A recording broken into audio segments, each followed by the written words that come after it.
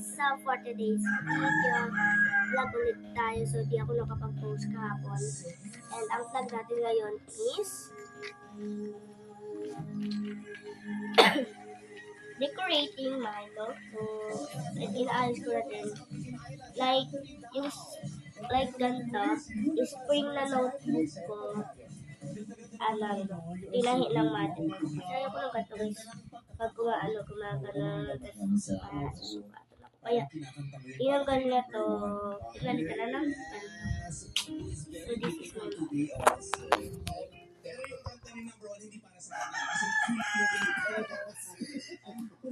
ay, kamadar.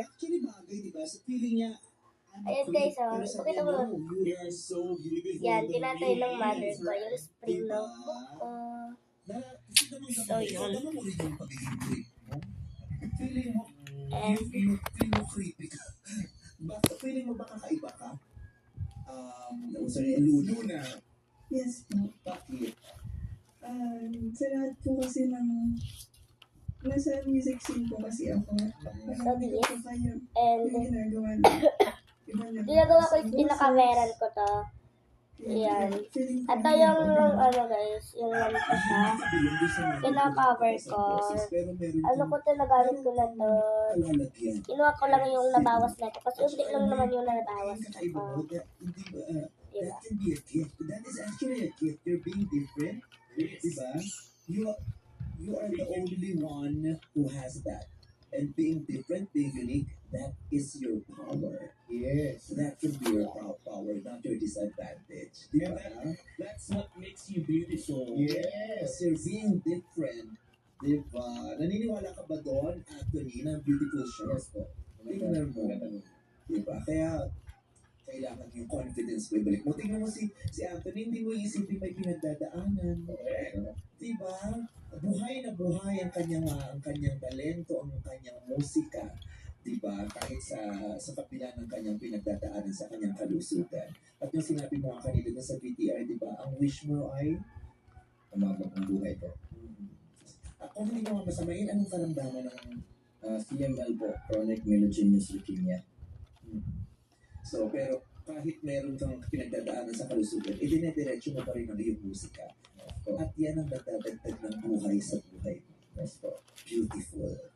Both of you are beautiful human beings. Kausapin naman natin na napakaganda rin ng mga hurado na may napakagandang mga talento. Yeah, let's talk to the beautiful Kyla. What can you say, partner? Wow, thanks for calling me beautiful. Hi, madlang people. Thank you, partner. Hi, Luna.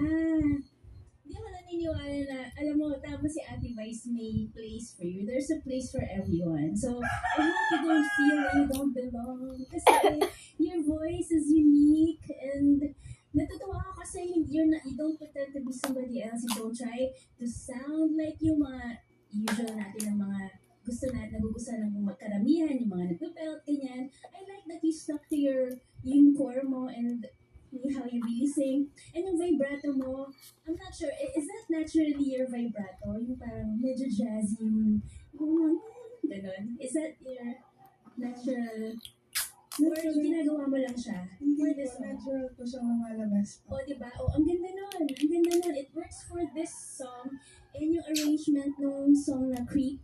And nanonood rin gusto ko kasi lang ako that guys ng show. towards the end, you made it a little jazzy. Nagawa ka ng sarili. A little bit of scatting. That's nice.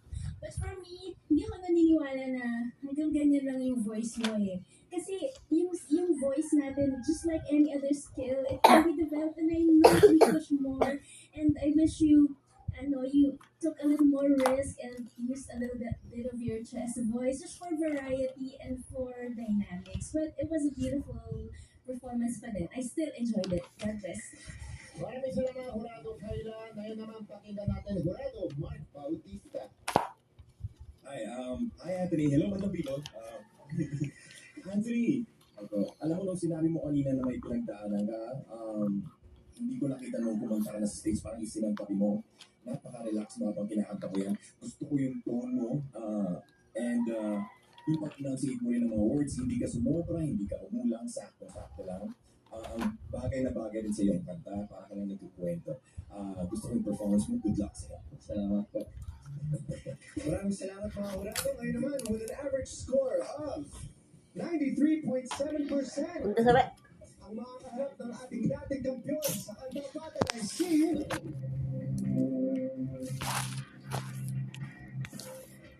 Anthony Tal. Congratulations! Congratulations! Meron ko ng 10,000 pesos! Maraming salamat naman sa iyong pagsali, Luna Flores.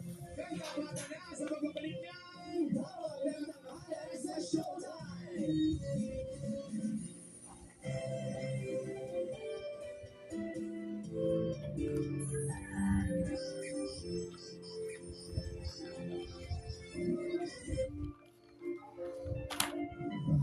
Ang sipag, kailangan may pinagpupuntan. Coffee o black, 3 in 1. Sabi, gunting. Why? Coffee o black, 3 in 1. Ang kape, para buhay. So guys, tapos na and let's fast forward. But after spending so many nights na kuha ko, hindi sarap dahil sa I'll be wanting for more. So, and natapos na din ni mama yung ano kanina. Spiral na kalagay guys. So, grade 5 na din ako. Yan, Snapchat. So, bukas na din yung iba guys kasi pagod na kami ni mama. So, thanks for watching.